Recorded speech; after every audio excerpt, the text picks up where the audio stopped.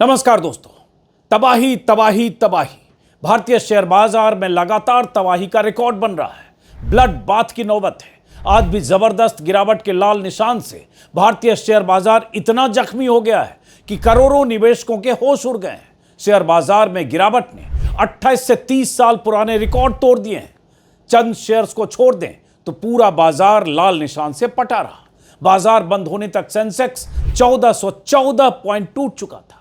एक ही दिन में निवेशकों की गाढ़ी कमाई के लगभग 9 से 10 लाख करोड़ स्वाहा हो गए।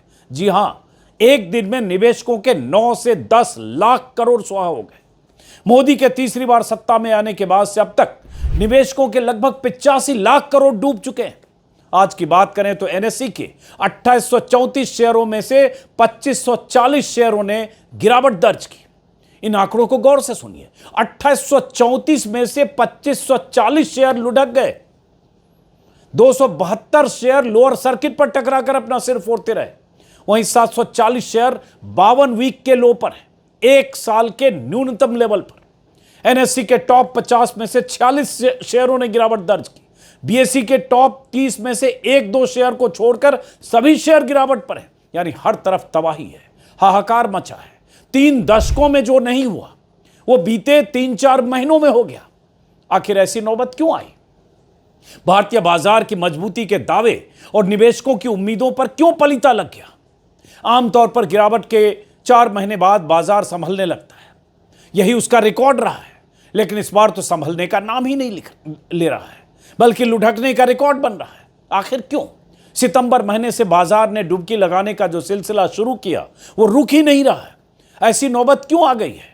कब निवेशकों की गाढ़ी कमाई के डूबने का सिलसिला थमेगा? बाजार में इस तरह के ब्लड बाथ के बाद भी मोदी सरकार कुछ करने की स्थिति में क्यों नहीं है? मोदी के मित्र ट्रंप की पॉलिसीज की वजह से क्या मार्केट में इतना त्राहिमाम मचा है? और क्या ट्रंप जिम्मेदार हैं? क्या ट्रंप की नीतियों की वजह से वैश्विक मंदी के आसार हैं और भारत एक बार फिर वैश्विक मंदी की चपेट में बढ़ रहा है?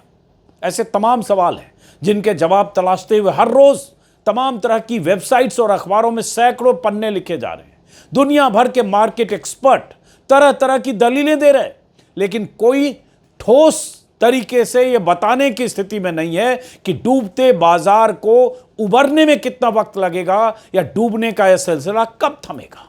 और इन सब के बीच प्रधानमंत्री मोदी का वो दावा जो लोकसभा चुनाव के पहले किया गया था, अमित शाह का वो दावा जो चुनाव के पहले किया गया था, नतीजों के पहले, कि नतीजे आने के बाद बाजार में पंख लगेंगे, आप खरीदना शुरू कर दीजिए। उन दावों के वीडियो बीच बीच में वायरल होते हैं जो मोदी की सत्ता को मुंह चिढ़ाते हैं, क्योंकि बाजार लगातार औंधे मुंह गिरता जा रहा है। आज भी वो वीडियो वायरल है।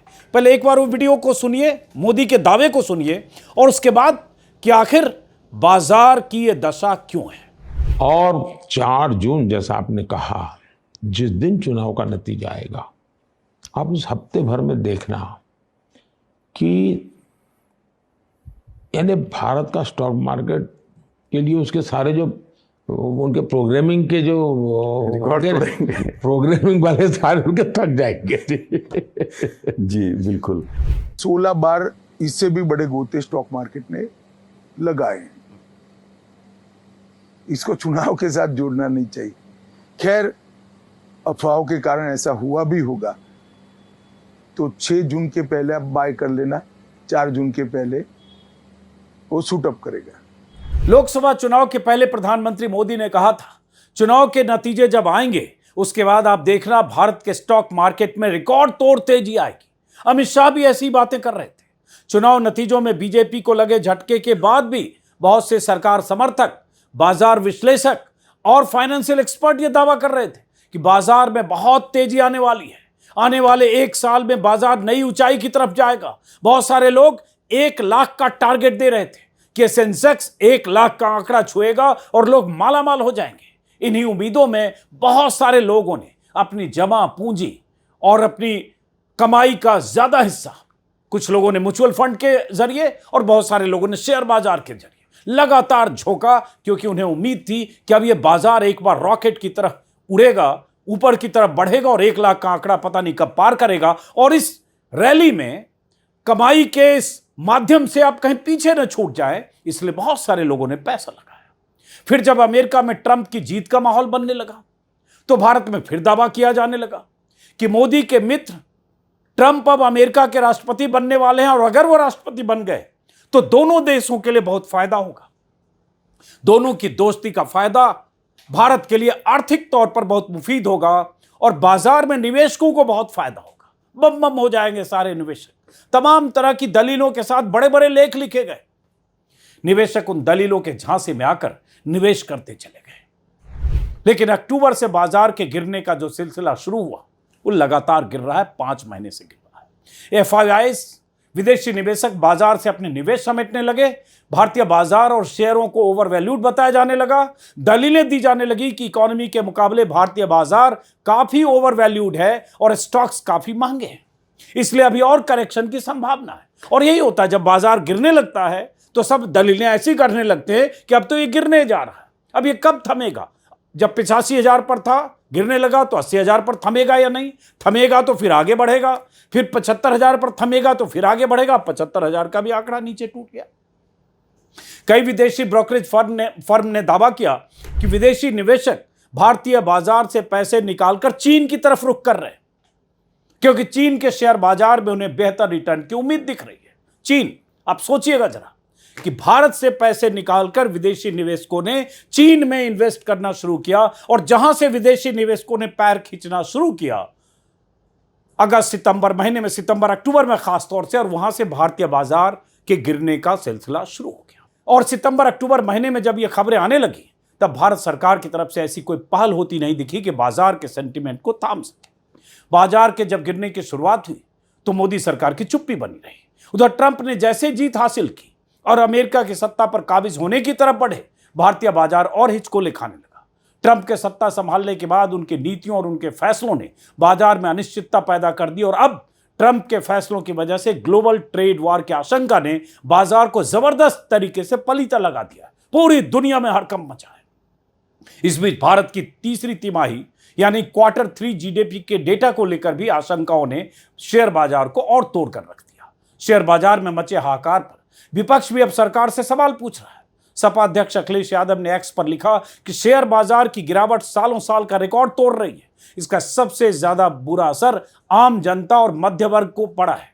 भाजपा की पक्षपाती आर्थिक नीतियों में जितनी गिरावट होगी उतनी ही गिरावट शेयर बाजार में भी होगी और डॉलर के मुकाबले रुपये के मूल्य में भी। निवेशक कहे आज का नहीं चाहिए भाजपा, यह अखिलेश यादव ने लिखा। और यह भी सच है कि डॉलर के मुकाबले रुपया लगातार कमजोर होता गया, रिकॉर्ड तोड़ता गया रुपया। और यह भी सच है कि नरेंद्र मोदी जब गुजरात के मुख्यमंत्री हुआ करते थे तब रुपए की गिरती सेहत को लेकर सबसे अधिक चिंतित हुआ करते थे। तरह तरह के भाषण देकर, तरह तरह के बयान देकर माखौल उड़ाया करते थे तब की सरकार का कि कैसे रुपया नीचे जा रहा है, कैसे डॉलर ऊपर जा रहा है।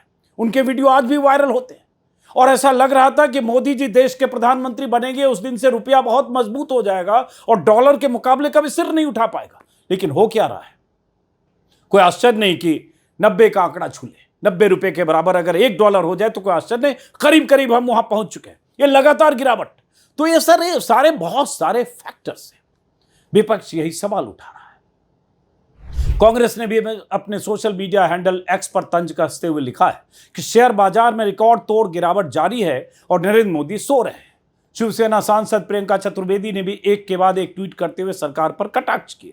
सुबह मार्केट क्रैश होने की खबर आते ही उन्होंने एक्स पर लिखा कि वित्त मंत्री व्यस्त हैं और मोदी जी महाकुंभ पर लिख रहे हैं। इनकम टैक्स ये देख रहा है कि लोगों ने क्या खाया, क्या डिनर किया और सेबी लीडरशिप में बदलाव को लेकर बिजी हैं। कांग्रेस नेता श्रीनिवास ने तंज कसते हुए एक्स पर लिखा कि मोदी जी ने स्टॉक मार्केट में डंका बजा दिया है। क्या इसके लिए भी नेहरू जिम्मेदार है? क्योंकि देश में हर चीज के लिए नेहरू को जिम्मेदार ठहराया जाता है। शेयर मार्केट और भारत के प्रधानमंत्री में कंपटीशन चल रहा है। अलग अलग मंचों पर शेयर बाजार में रिकॉर्ड तोड़ बढ़त का दावा करने वाले मोदी, शाह और उनके समर्थक लुढ़कते बाजार पर चुप हैं।